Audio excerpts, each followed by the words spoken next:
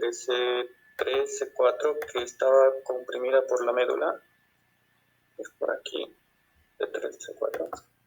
Y en las imágenes por resonancia magnética de la columna cervical se observa protrusión del disco a nivel de C3, C4, que comprime la médula espinal. Además, se observa lesión intratraquea extradural, que también comprime los cordones medulares a nivel de C4. Y los cuerpos vertebrales de C3, C4, C5 se observan deformados en la figura que está aquí. El diagnóstico sindrómico en este caso es la hemisección medular o síndrome de Brown Sequard. Después el paciente fue intervenido quirúrgicamente mediante una disectomía realizada en la incisión cervical a nivel C5, llegando a la parte anterior de la vértebra. Posteriormente se extrajeron los discos C3, C4 hasta identificar la dura madre, colocando un injerto cervical sin complicación alguna. Tras la intervención, la evolución del paciente mostró un buen estado general, lúcido, consciente, orientado, estable en 15 de 15 en la escala de Glasgow, desapareciendo la cervicalgia, la hiparestesia, pero manteniendo la artermalgesia del miembro inferior.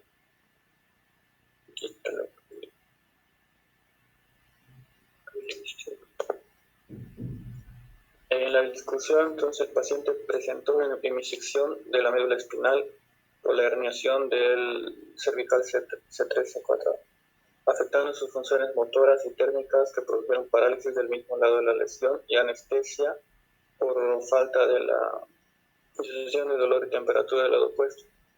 Asimismo, este síndrome puede ser desencadenado por radiación dirigida a la médula espinal, compresión por hematomas fibrales a lo largo de la columna vertebral o tumores de la médula espinal y espondilosis cervical.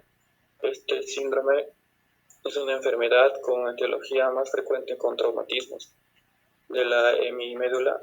Sin embargo, el paciente no muestra antecedentes actuales o previos de trauma y procede a un diagnóstico diferencial para descartar otras patologías como las enfermedades cerebrovasculares, esclerosis múltiple o infecciones de la médula espinal. En la etiología, entonces, de este caso clínico es una hernia del disco cervical que se confirmó con la resonancia magnética y la tomografía computarizada.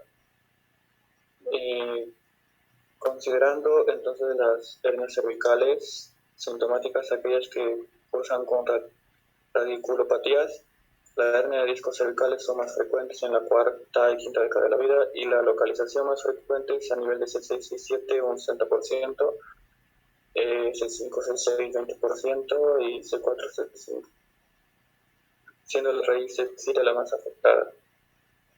Entonces los síntomas habituales son dolor en el cuello, parestesia en los brazos, piernas contralateral y manifestaciones radiculares, lo cual sugiere la compresión de la médula espinal y no de la raíz nerviosa.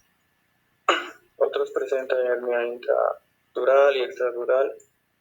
Después menciona que se optó por realizar la disectomía, como ya dije antes, y este síndrome tiene un pronóstico de todas las lesiones completas de la médula espinal. Aproximadamente el 90% de los pacientes con esta condición tendrá de nuevo la habilidad de deambular independientemente, así como el control de los esfínteres y el renal. En la definición tenemos que es una afección que causa una alteración neurológica producto de una hemisección medular que interrumpe las vías ascendentes y descendentes de la médula. En la epidemiología tenemos que se presenta como resultado de un trauma penetrante de incidencias de 2-4% en las lesiones traumáticas de la médula espinal, como las caídas domésticas, laborales, automovilísticos, y mayormente se da en hombres en una relación de 4-1. Y aquí vamos a repasar los tractos. Primero el tracto descendente, el motor, el corticoespinal. Este tiene dos neuronas, la neurona superior y la inferior.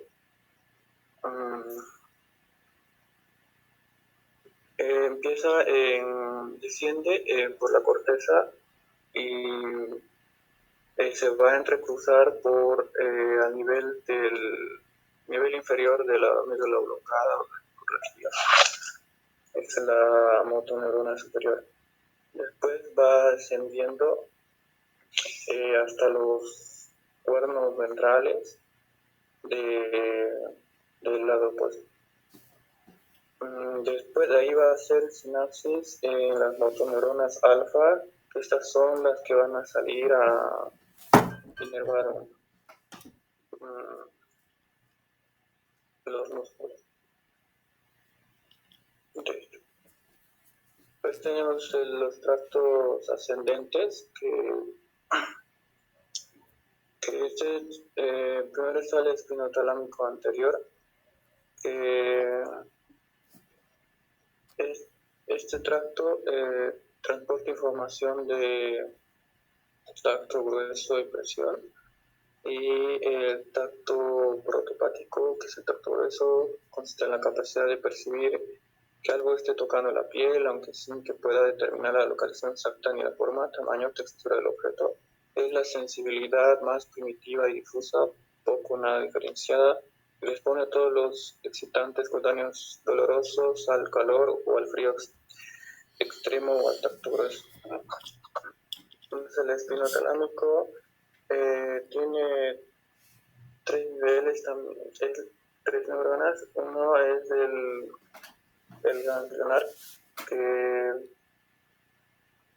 entra y decursa por donde entra la primera neurona, la médula espinal, y va ascendiendo hasta el tálamo, y del tálamo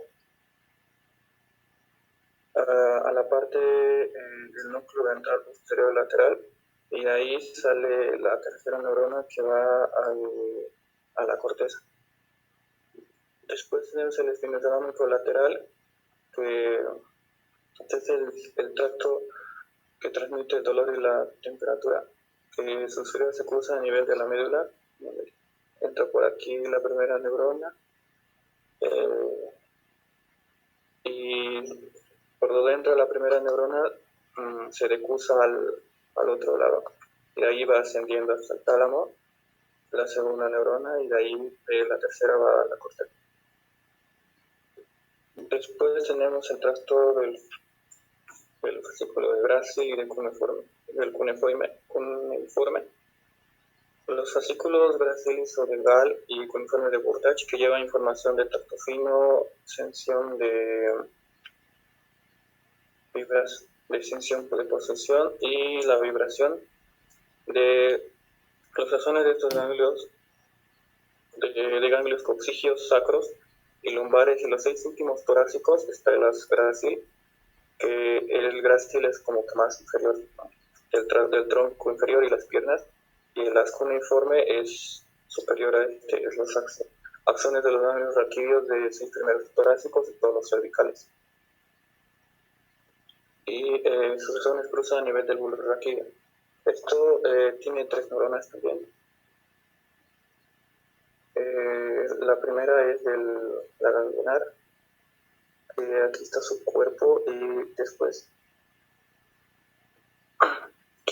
va a ascender por las columnas dorsales hasta los núcleos Gracil y cuneiforme, y de allí va a seguir ascendiendo hasta hacer sinapsis en el tálamo, y del tálamo va a ir a la corteza. Después en la etiología tenemos que las traumáticas pueden ser por armas de fuego, armas blancas, fracturas, por iatrogenia quirúrgica, caídas de gran altura, accidentes automovilísticos, entre otras. Y las no traumáticas, tan como mencioné antes, las tumorales, primarias o metastásicas, y la hernia discal, como en el caso, y el hematoma epidural, radiación y tuberculosis. En la clínica vemos que en lugar de la lesión puede haber una parálisis flácida y el músculo se va a atrofiar. Y después en las lesiones de la motoneurona inferior podríamos tener debilidad, parálisis, o emaciación y fasciculación de los músculos comprometidos, hipotonía, flacidez, pérdida de reflejos tendinosos que están afectados en las neuronas que los favorecen. Del lado de la lesión tenemos parálisis ipsilateral, parálisis espástica, pérdida de la sensibilidad táctil y propioceptiva y todo eso. La lesión de la motoneurona superior, pues aquí vamos a encontrar debilidad o parálisis, espasticidad, aumento de los reflejos tendinosos, respuesta del extensor plantar, el sistema de Babinski, pérdida de los reflejos abdominales superficiales, poca distrofia muscular en la clínica del lado contrario debajo de la lesión, tenemos una anestesia superficial y termalgesia. Para el diagnóstico vamos a ver que se hace por imagenología, como la resonancia o la tomografía. Y para el diagnóstico diferencial pueden ser por poliomielitis aguda, síndrome de Guillain-Barré, esclerosis múltiple y faringomielitis postraumática. Entonces, en el resumen vamos a tener que en la lesión de la motoneurona inferior puede haber parálisis ipsilateral a nivel de la lesión por el cuerno anterior. En el tracto corticoespinal lateral, la lesión de la motoneurona superior, una parálisis espástica ipsilateral debajo del nivel de la lesión. De las columnas dorsales, la lesión de los fascículos graso y cuñado, la pérdida ipsilateral del tacto, sensibilidad vibratoria y propiocepción por debajo del nivel de la lesión. Y el tracto espinotalámico lateral, pérdida contralateral del dolor y la temperatura, 1 o 2 niveles por debajo de la lesión. Después, para seguir el protocolo secuencial, la paciente inmovilización, diagnóstico clínico imagenológico, disminuye la severidad de la lesión inicial y secuelas neurológicas, descompresión de tejido nervioso, deslizamiento de hueso, disco, ligamento u otras estructuras sobre la raíz o la médula espinal, fijación de la fijación espinal en caso de inmovilidad y la rehabilitación. Entonces, pues eso sería todo. Todo bien, pero precisaremos. ¿Qué tal? Un paciente que tiene una hemisección medular en D4. ¿Qué es lo que presenta este paciente? La hemisección del lado derecho.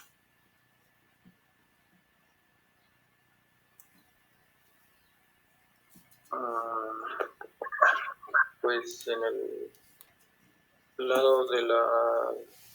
Empezaremos así sistematizando. Desde el punto de vista motor, ¿qué tiene? Motor, en el lado de la lesión no va a tener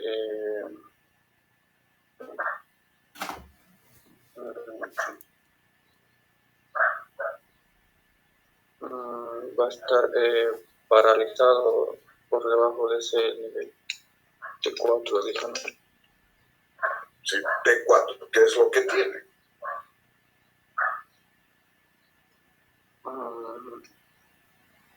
Por debajo de T4 del lado de la lesión derecho, pues no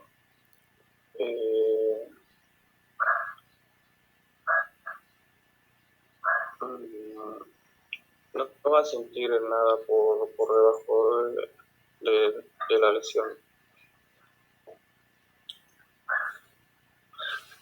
A ver, señor Marcelo Gutiérrez, es un paciente que a nivel del tórax T4, cualquier lesión, una hemimédula se ha lesionado, la hemimédula derecha. Entonces, clínicamente, ¿qué presenta ese paciente?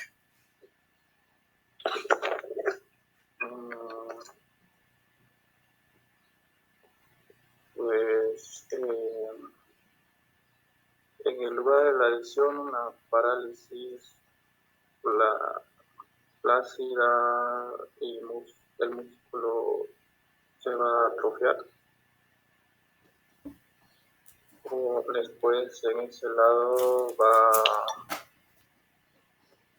solo va a tener una parálisis, una pérdida de la sensibilidad táctil. Desde el punto de vista solo motor, estoy pidiéndole motor. Después me habla de la sensibilidad. Pues una parálisis ipsilateral. ¿Parálisis de qué? ¿De su dedo, de su lengua? ¿De qué?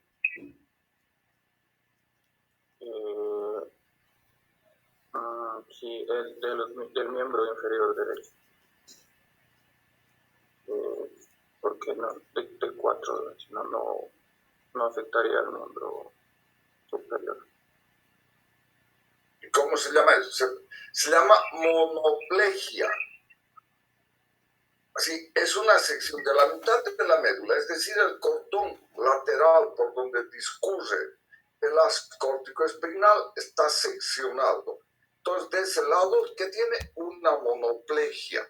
¿Qué características tiene esa monoplegia?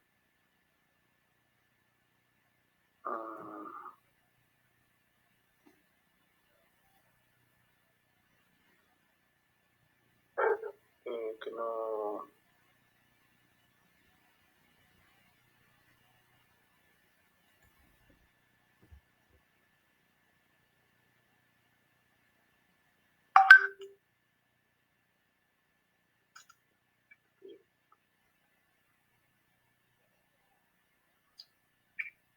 Señorita Jimena González, ¿qué características tendrá esa monoplegia?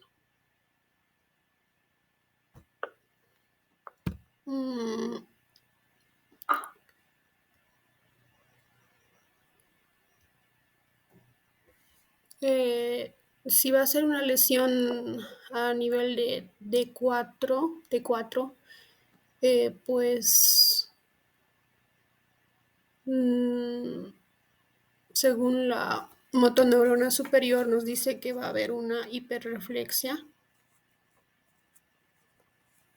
y una espasticidad.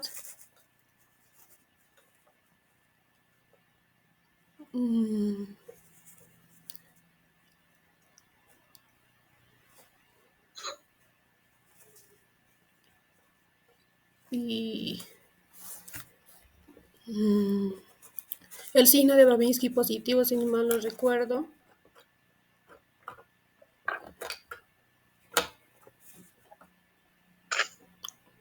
¿Qué más?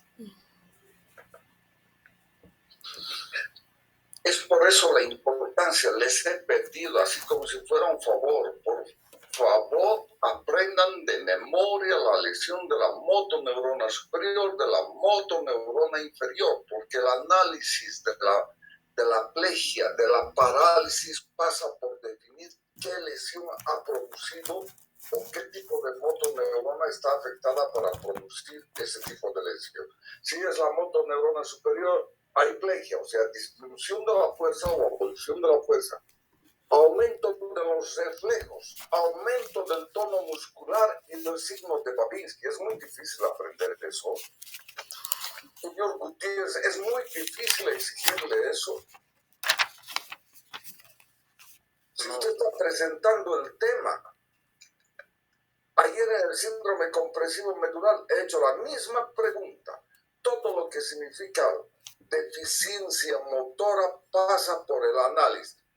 ¿Es de la motoneurona superior o la motoneurona inferior? ¿Cómo puedo saber reflejos, signo de Babinski y el tono?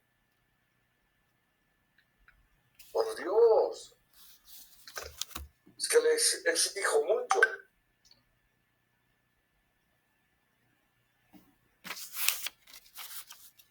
O no quieren aprender. ¿O ustedes creen que va a aparecer una parálisis y van a decir, sí es parálisis? Tienen que saber por qué, de qué segmento es, o motoneurona superior o motoneurona inferior, y creo que no es difícil. Señor Gutiérrez, desde el punto de vista de la sensibilidad, ¿qué es lo que presenta ese paciente con un síndrome de bronce cuarto?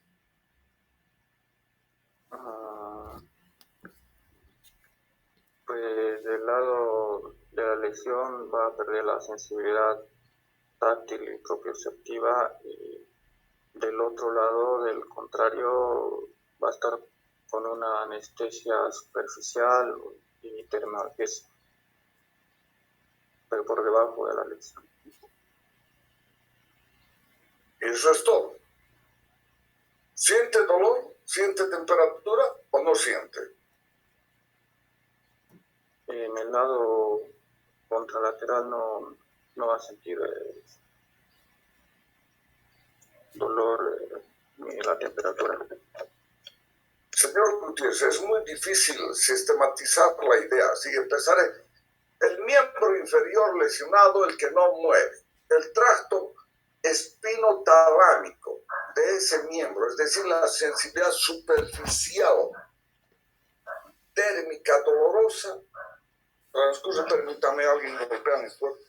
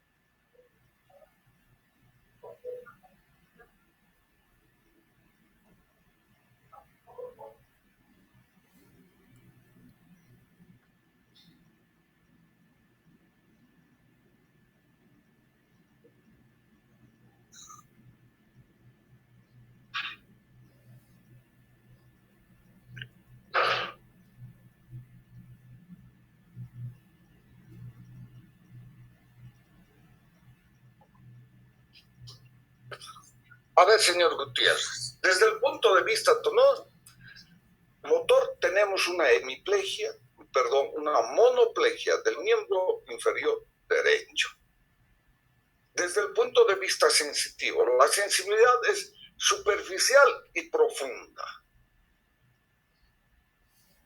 En el miembro afectado, ¿cómo está la sensibilidad superficial y cómo está la actividad profunda?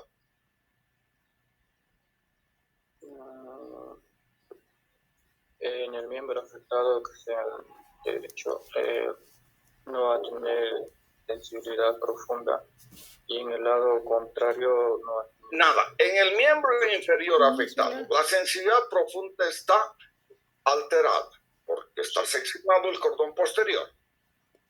Ahora, la sensibilidad superficial. Sí va a tener. No va a estar afectado.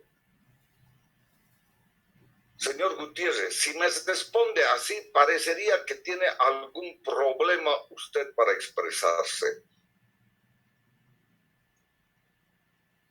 Si sale afuera, su imagen va a quedar por los suelos.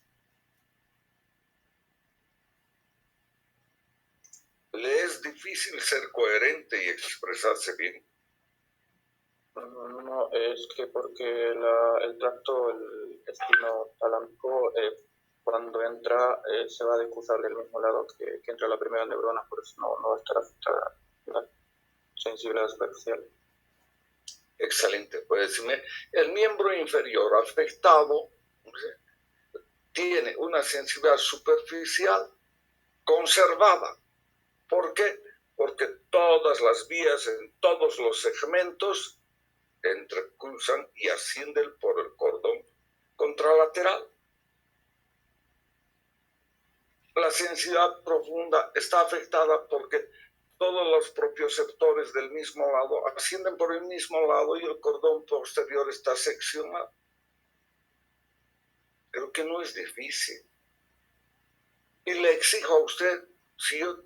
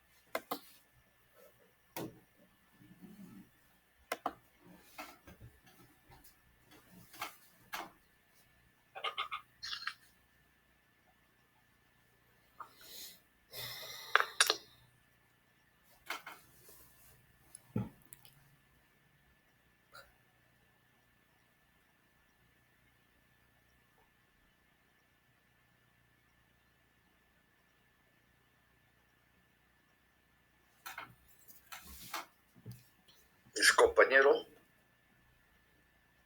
Está ingresando, doctor.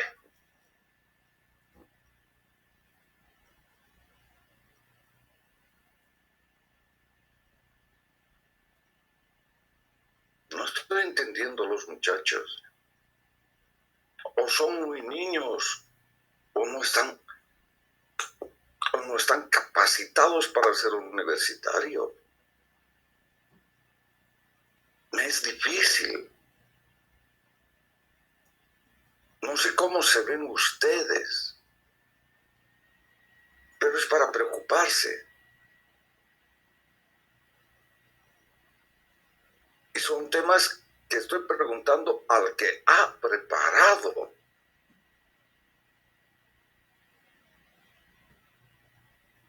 Señor Gutiérrez, dígame, el miembro no afectado, me imagino que no tiene y se dan cuenta que no tiene alteraciones motoras.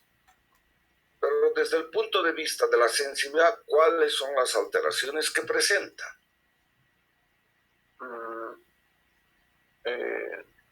La sensibilidad superficial va a estar alterada, va a haber una anestesia superficial y una termoalgesia también. Del lado contrario, por lo que está afectado el tracto espinotalámico. ¿Hasta qué altura está alterada la sensibilidad superficial del miembro no afectado? Está por 1 o 2 niveles por debajo de la lesión, como es, no queda T4, entonces está más.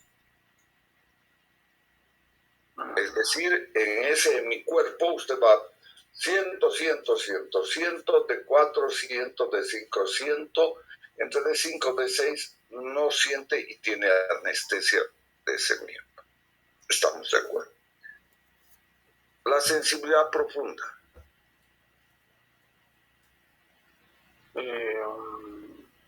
Esta sí va a estar conservada porque no, eso solo le afecta al lado de la lesión.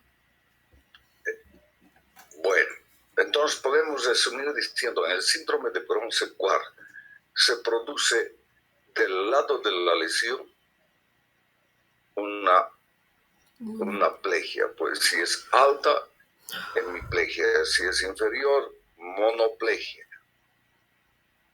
con expresiones de lesión de motoneurona superior.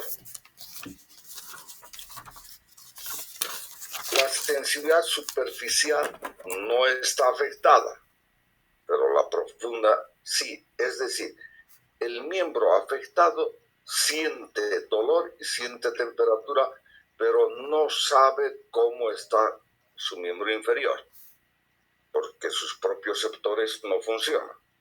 ¿No es cierto? En cambio, el miembro inferior no afectado, es decir, que moviliza normalmente, sabe cómo está su pie, sabe cuál es la angulación de sus articulaciones porque utiliza su pie, pero lo que sí tiene afectado es la sensibilidad superficial, porque no siente dolor y no siente temperatura. ¿Alguna pregunta?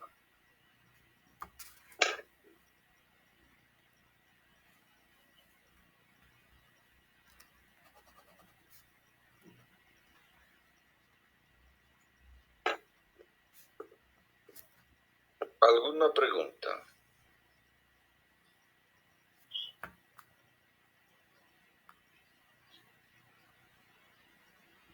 Si nadie contesta, no habrá, ¿no es cierto? Vamos, el síndrome centromedular. Está bien, doctor, ahora presento.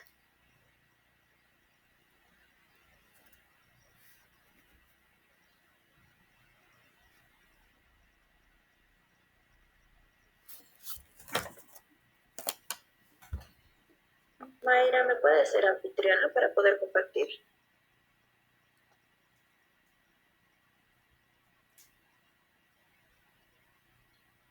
Ya está.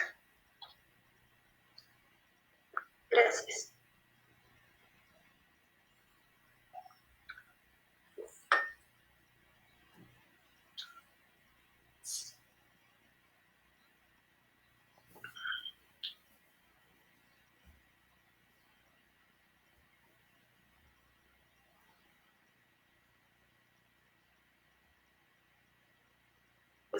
Ahora sí.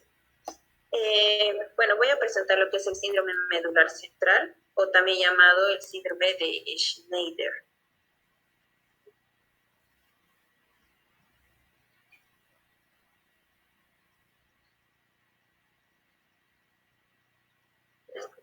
Bueno, vamos a hacer un pequeño recordatorio, aunque ya ayer se explicó a detalle esta parte, pero recordar que tenemos la médula espinal con su sustancia gris, su sustancia blanca, la sustancia gris con agrupados en núcleos, que ya se mencionó ayer, y la sustancia blanca que también tiene fascículos, tractos o haces también llamados. Los que más nos importan en este tema es hablar del fascículo córtico espinal lateral y el fascículo espinotalámico lateral. El fascículo córtico espinal lateral va a tener su origen en la corteza cerebral, en el área 4 y 6 y otras áreas motoras. Y estas van a tener la función del movimiento preciso fino. Por otro lado, el fascículo espinotalámico lateral se van a originar en lo que es la lámina 1, 2, 3 y 5 y va a terminar en lo que es el tálamo, y la función que va a cumplir este fascículo es llevar los impulsos nerviosos dolorosos, térmicos, la sensación del llenado vesical y la micción. Entonces, va a haber una cierta lesión de estos fascículos y vamos a ver que va a afectar esas funciones. Y para hacer un pequeño recordatorio, aquí tenemos lo que son el tracto sensitivo ascendente y el tracto motor descendente.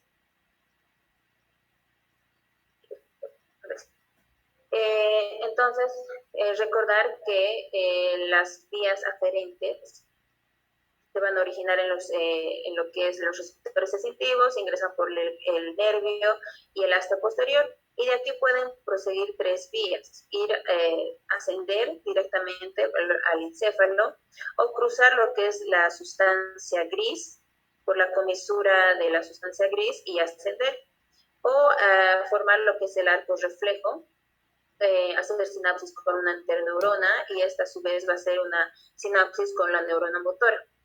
En cuanto a los tractos descendentes, tenemos que estas vienen desde la corteza, descienden y van a cruzar lo que es por la comisura blanca anterior y van a hacer sinapsis con la neurona motora.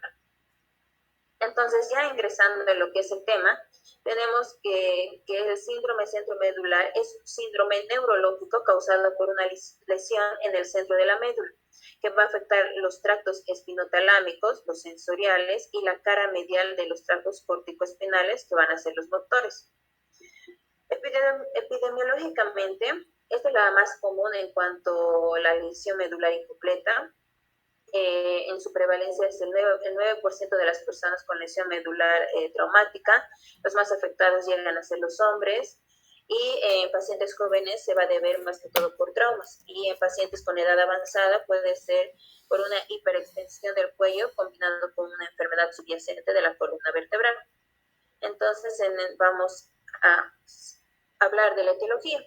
Hay varias causas, pero la más común va a ser el traumatismo cerrado, por un accidente de tránsito, una caída o un trauma penetrante por alguna herida de bala o de cuchillo. Y la menos común es la siringomielia, que es una lesión quística que se puede presentar entre la C2 y T9. Puede ser congénita, puede ser infecciosa, postinfecciosa o inflamatoria. Y tenemos otras causas como el tumor medular, el ependimoma, astrocitoma y muy raramente puede ser por metástasis. También tenemos la espondilosis y la osteoporosis que puede producir una lesión por compresión. Entonces, dependiendo de la etiología, pues vamos a ver que generalmente se va a producir una compresión. Por ejemplo, en una subluxación o una fractura de la columna va a producir el edema de lo que es la médula y va a comprimir y va a afectar a lo que es el centro de la médula espinal. Entonces va a haber áreas que se van a afectar y como puede ver en esta imagen está afectado específicamente la sustancia gris, pero también va a afectar a tractos como es el tracto córtico espinal lateral, que es esta de acá, pero no afecta todo el tracto, solo va a afectar la parte medial. Entonces esta parte medial va a estar afectada todo lo que es el asta anterior de la sustancia gris, y estas van a ser la causa de la debilidad de los miembros superiores e inferiores, pero la más afectada o el que va a estar más afectado son los miembros superiores.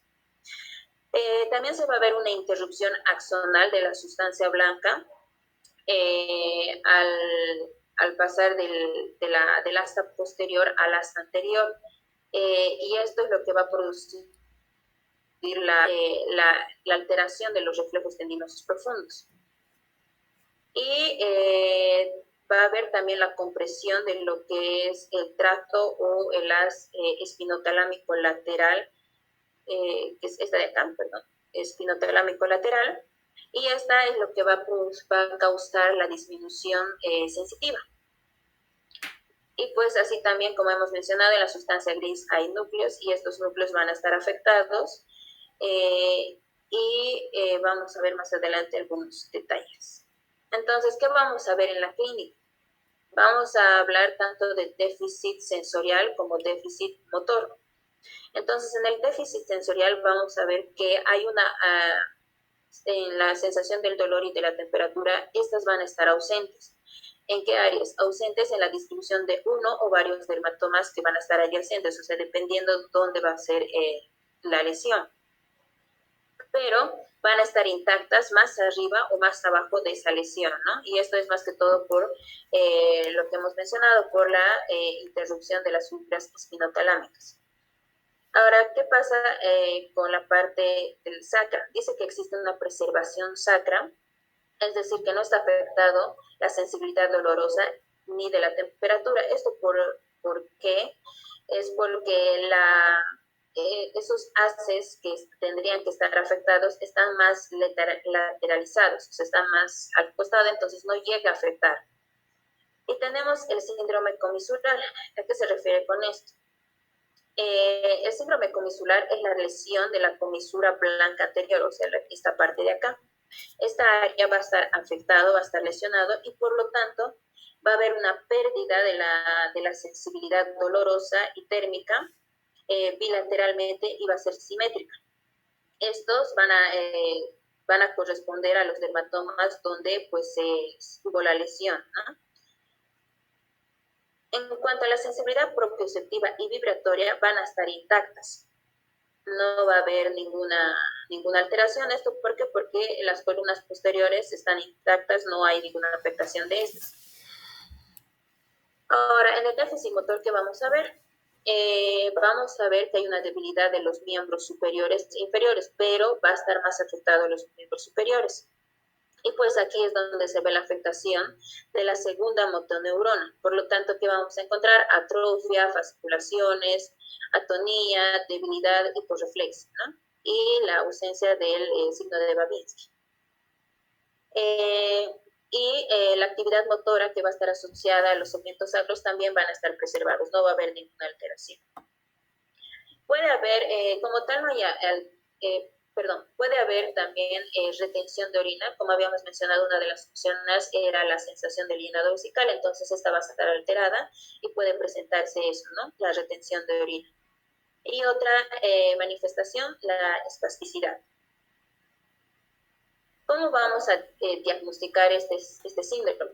La base es la clínica, que ya lo hemos visto, y en el diagnóstico podemos usar estudios complementarios como la radiografía, resonancia magnética y la tomografía. Y aquí podemos ver unos pequeños ejemplos. Por ejemplo, aquí hay una resonancia magnética donde podemos ver una área hipertensa donde puede indicar un probable edema o hemorragia, y esto puede producir la compresión de lo que es el centro medular, ¿no? Aquí podemos ver otras imágenes, una radiografía, esta es una radiografía convencional que muestra una luxación y fractura, que generalmente esa es la causa más común en este síndrome, y generalmente es en el área cervical. Y aquí hay otras imágenes, tomografías de una luxación facetaria, y aquí ya se puede ver la reducción cerrada. Entonces, hablando del tratamiento, lo vamos a resumir. Hablamos de un tratamiento médico, que si es por un traumatismo grave agudo, pues hay que tratar la hipotensión por el shock neurogénico, y para disminuir o suprimir lo que es el edema, dar esteroides, ¿no? Y para la espasticidad se daría un relajante muscular. En el tratamiento quirúrgico, es considerado desde el principio para la inestabilidad de la columna vertebral, para la compresión medular en evolución con deterioro neurológico progresivo, y pues generalmente se implica lo que es la laminectomía de descompresión. Y en la rehabilitación es muy importante la terapia física, la terapia ocupacional, y hacer una fijación externa de la columna vertebral unas 6 semanas aproximadamente. Y dice que hasta el 75% de los pacientes muestra alguna mejora neurológica en cuanto a la funcionalidad. Puede haber complicaciones, sí, como es la vejiga neurogénica y la disreflexia autonómica. Y en cuanto al pronóstico, pues va a depender mucho de la funcionalidad, depende del alcance de la lesión, de la rehabilitación, pero la mayoría de los pacientes llegan a recuperar la capacidad de caminar. Y también va a depender, ¿no?, si se produjo las fracturas cervicales. Generalmente en estas fracturas va a llegar a ser más largo el tiempo de recuperación, y la función de la vejiga puede recuperarse entre 6 a 8 meses después de la lesión. Gracias. Eso sería todo.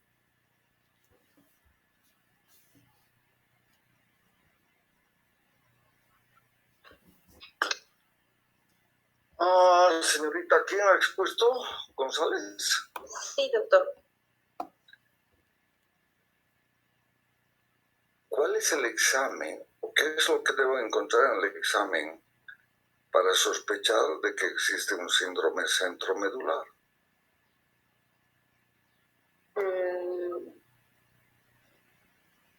Primero, hablando de lo que es el déficit sensorial, pues tendríamos que, para saber si hay esa sensación del dolor,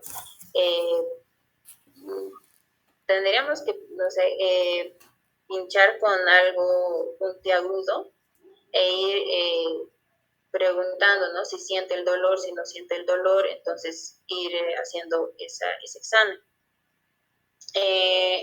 En cuanto al déficit motor, pues en el déficit motor vamos a hablar de la lesión de la segunda motoneurona, entonces vamos a encontrar la hiporreflexia, hacer el examen de los reflejos, y estas van a estar disminuidas. Y el signo de Babinski, hacer el signo de Babinski, ya que en estos pacientes se va a encontrar ausente, no va a ser un signo de Babinski negativo. A ver, señorita González, precisaremos. Présteme una imagen, creo que hay un corte de un nivel medular.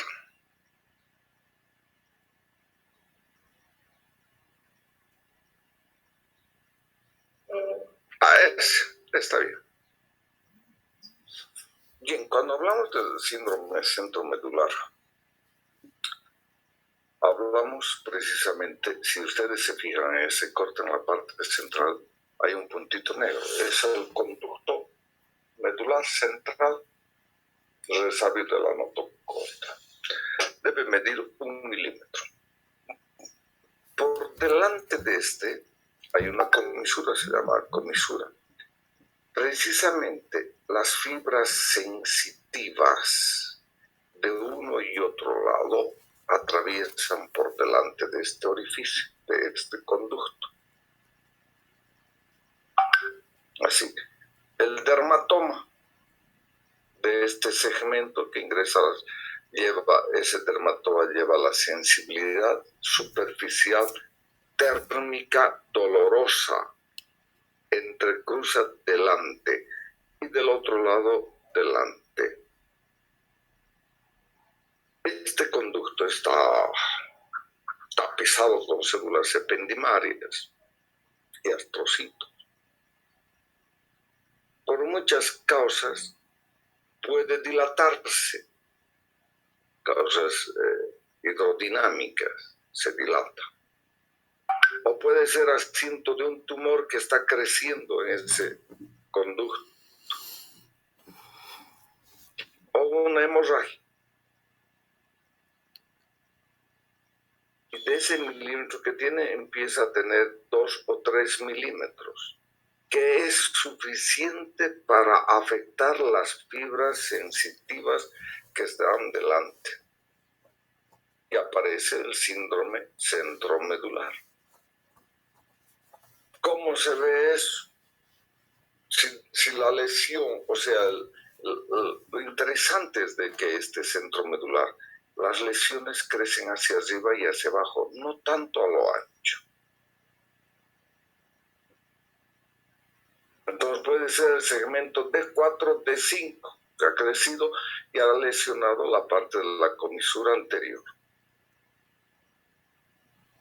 Entonces, en el paciente, la sensibilidad térmica dolorosa, van pinchando. Siente, siento en T4, no siento. T5, no siento. Y vuelvo a sentir. De un lado. Del otro lado, siento. T4, no siento. T5, no siento. Y vuelvo a sentir. Es decir, hay una franja de la sensibilidad superficial que está afectada. Me dejo entender, una franja en cinturón, porque de uno y otro lado están entrecruzados, están ascendiendo, y solo es en relación al dermatoma afectado.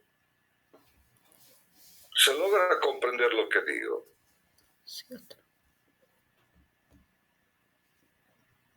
Entonces, si la lesión obviamente es más grande, se van a ver afectados los músculos proximales. Si ustedes recuerdan anatomía, la cara medial de las astas está en relación a los músculos proximales. Los distales están más laterales.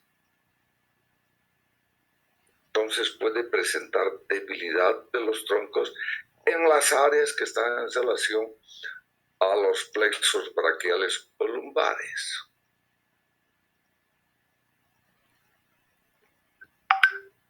Pero para que se vea afectado el córtico espinal, tiene que crecer la lesión como se ve en el área que ustedes están viendo, así de grande.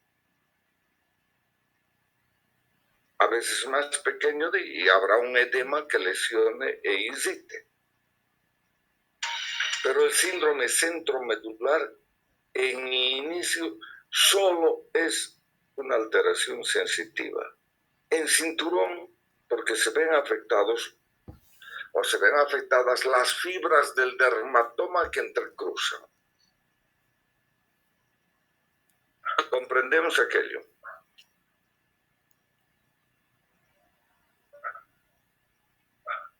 Sería interesante que yo reciba una respuesta, ¿no es cierto?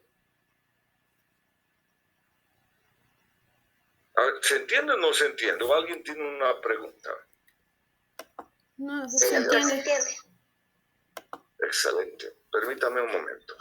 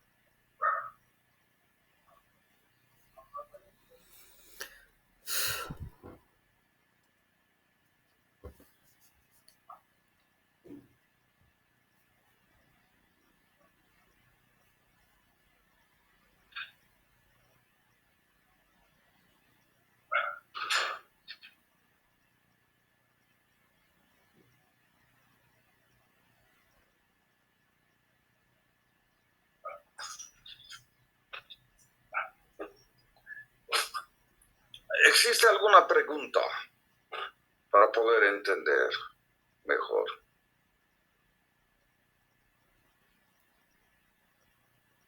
Doctor, una pregunta. Cuando mencionó sobre la debilidad de los troncos, esa partecita como que me perdí. No sé si podría repetirlo, por favor. Ustedes ven, no tengo una imagen a mano, pero ven la parte central, ¿no es cierto? Y hay una parte en mariposa. La parte del cuerno anterior, sí, en su cara medial, o sea, la que está hacia la línea media, tiene neuronas que inervan los músculos del neuroeje, de la parte medial. Hacia la parte lateral de este cuerno están los músculos distales. Es decir, si este fuera el plexo braquial, la parte medial está en relación al cuello, más o menos la figura parecería un cuello, ¿sí? El hombro y los brazos hacia afuera. ¿Se entiende lo que quiero decir? ¿O no? No mucho. No, doctor.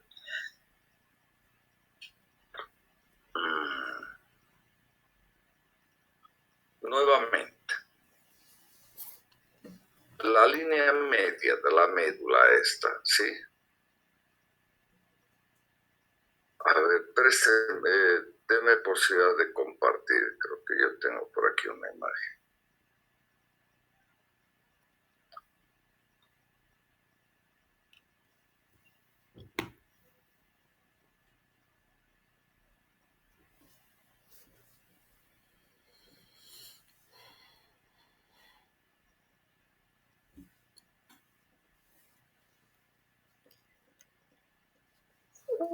¿Sí puede compartir, doctor?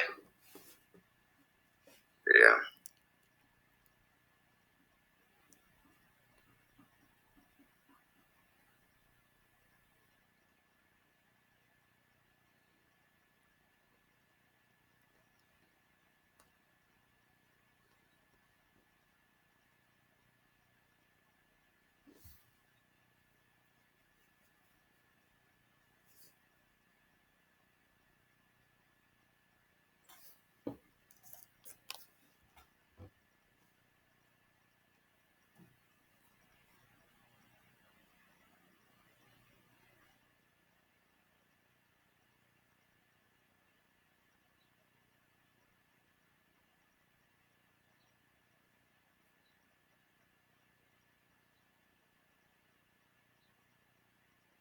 Se ve la imagen. ¿Sí? Sí, doctor, se ve. Bien. El síndrome centromedular, ven aquí, ven mi cursor, ¿no es cierto? Sí, doctor. Bien. Esta es la parte central o el conducto central en todo el trayecto de la médula. Este es un nervio raquídeo. Cada raíz tiene una parte de piel, así para cada nervio es la fibra. A ver, ¿qué tengo que tener?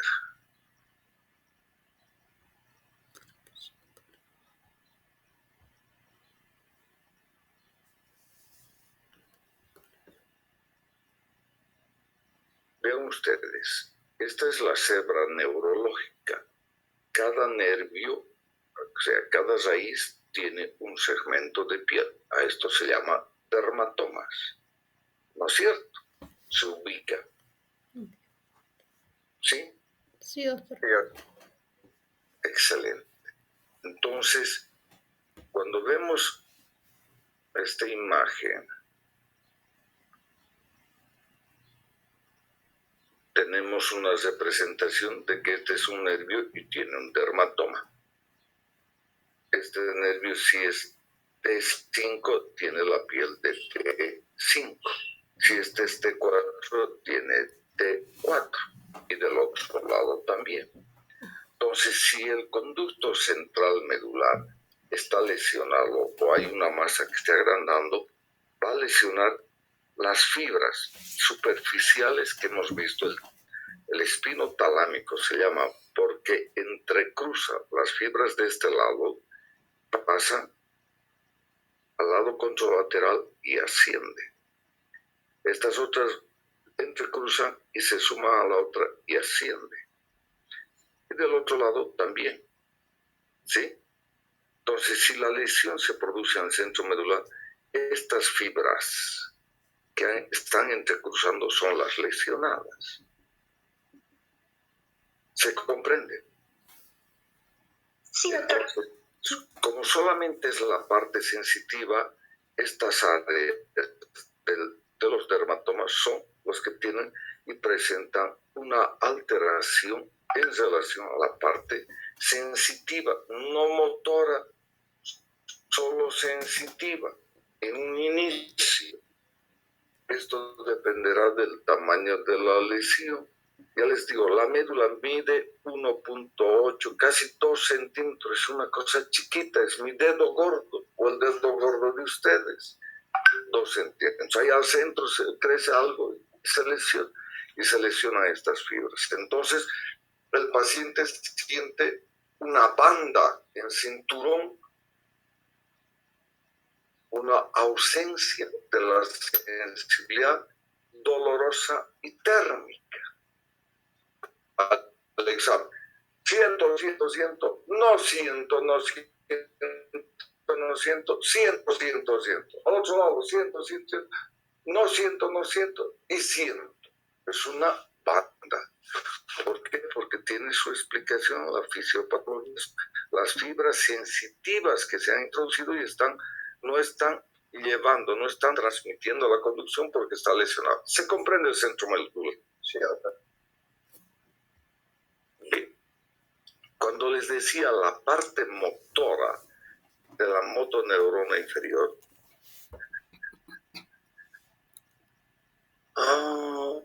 sí, aquí tiene el centro.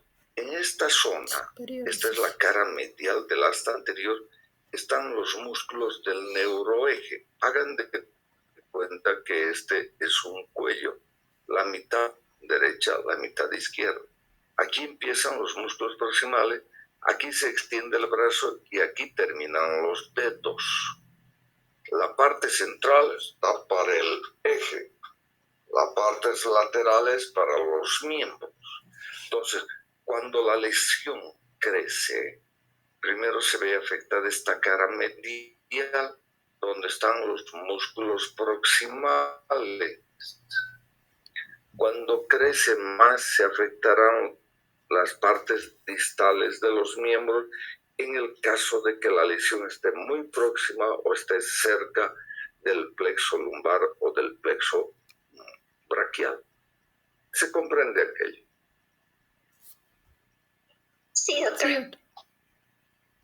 ¿Está más claro? Sí. Sí.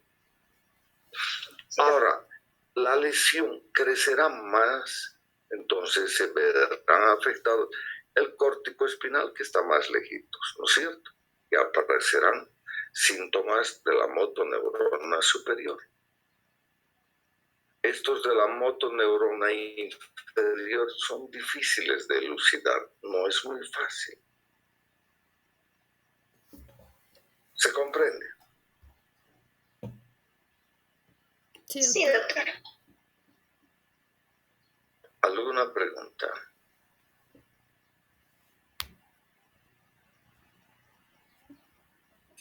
Doctor, ¿cuánto tiempo más o menos tendría que pasar para que la lesión se extienda y pueda llegar a haber sintomatología motora?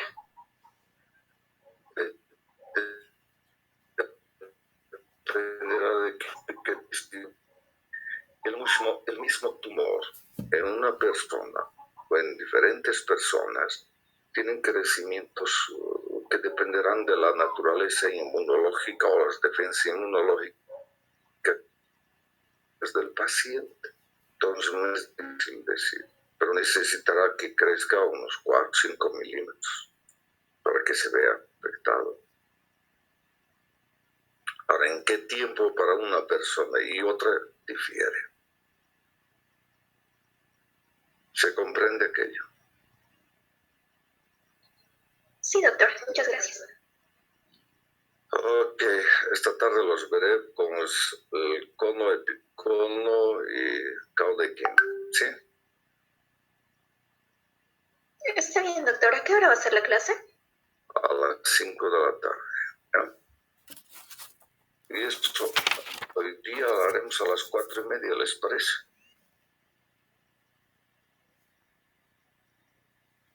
Si no tienen problema. Lo que pasa es que yo tengo medicina legal y yo estoy exponiendo caudequina. Ya, eso será el tema después de que entre el cono, epicono y caudequina. Pasará 1 hora antes. ¿Le parece?